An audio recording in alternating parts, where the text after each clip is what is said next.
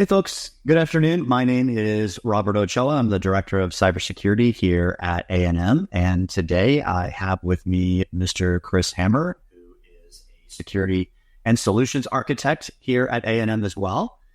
Chris, how you doing? Hey, Robert, I'm doing well. Appreciate the time today.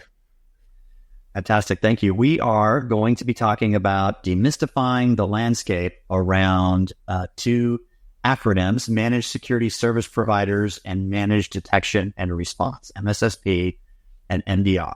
So with that, we'll just jump right in and get started here.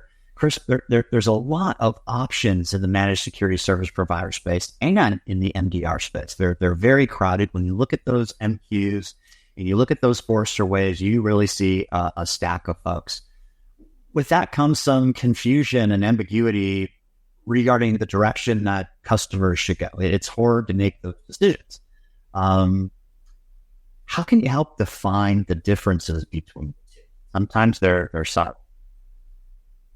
Yeah, Robert, it's a great question. And if I'm honest, sometimes I struggle myself to wade through the various acronyms and the various services that are available from a managed services perspective, especially in cybersecurity. So you keyed in on two of the primary organizations or services around this space. Number one, again, being MSSP providers, and then number two being MDR providers, who are a little bit newer in the space. They've been around for 10 plus years, most of them. But as it relates to MSSPs, who have traditionally been more focused on, the traditional managed services space, there are some differences. So kind of in my head, the way I define the differences between the two are MSSPs, they typically provide a broader range of security services that are based on maintaining the functionality, the availability, and the serviceability of your security controls. So they're going to do things like monitor and manage your firewalls, your intrusion detection or intrusion prevention systems, potentially even your VPNs, and now modern-day SSE solutions. So they're primarily focused on the monitoring and the health and maintenance of those tools and those technologies.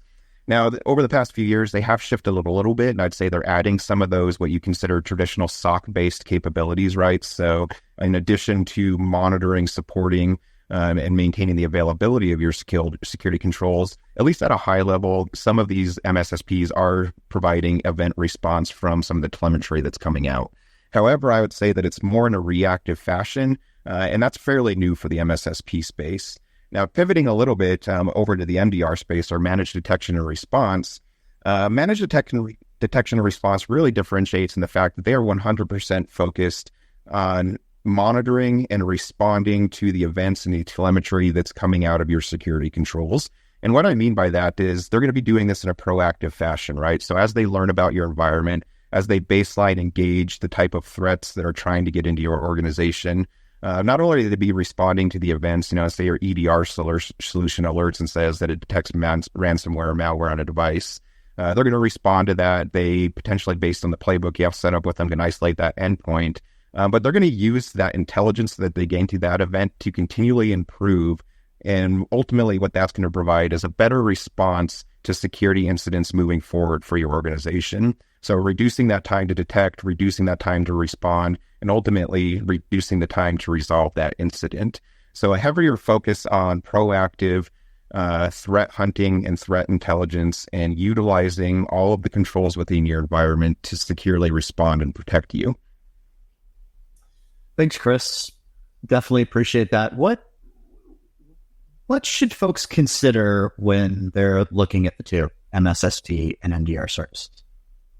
Yeah, it's a great question. And again, because there is some overlap between the two, I think that this does require a really good thought exercise as you're going through this process.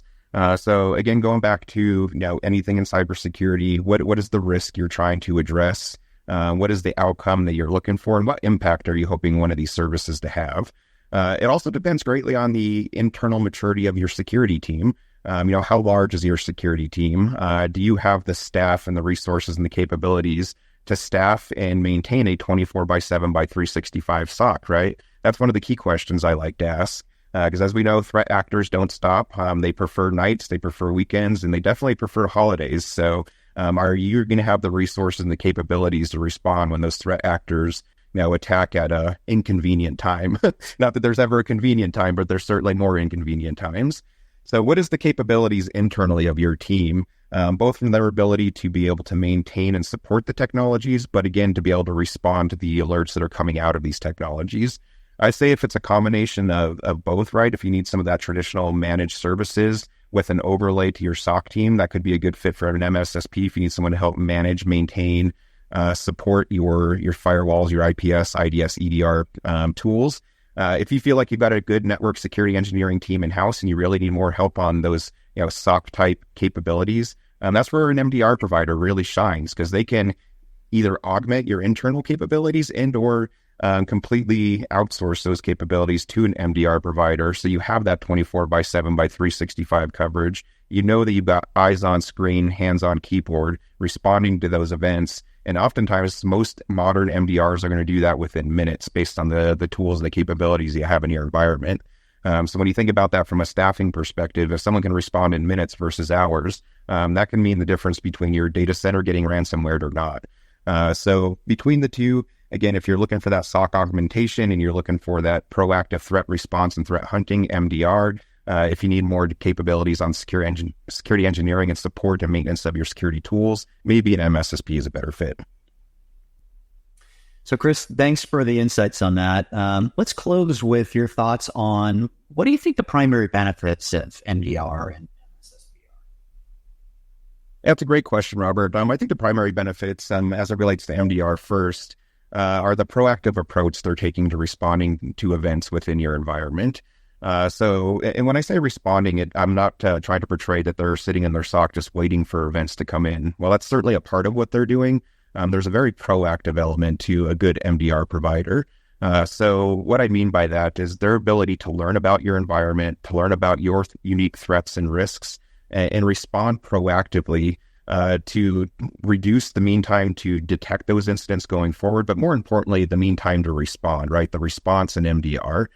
Their ability and capability to help your team mitigate threats, identify threats, and then ultimately improve your environment over time is a big impact in the service they provide. MSSPs, they are very strong still in the day-to-day support, maintenance, and maintaining the availability of your security controls. So if you want someone that's going to make sure that your firewalls, your IPSs, IDSs are patched, they have the latest policies, that they're available, and if they go down, someone's going to respond to that and bring those devices back up online quickly. That's where MSSPs can really shine. So more of a reactive maintenance perspective on maintaining your security controls, whereas MDRs are focused 100% on that proactive response to threat actors and maintaining the security of your environment. Thank you, Chris. That's actually a great answer. There's a lot of ambiguity around that space, and I appreciate your approach and thoughts on that. Well, Chris, that wraps our time today. We greatly appreciate it. I hope you have a wonderful day. Yep. Thank you, Robert. You too.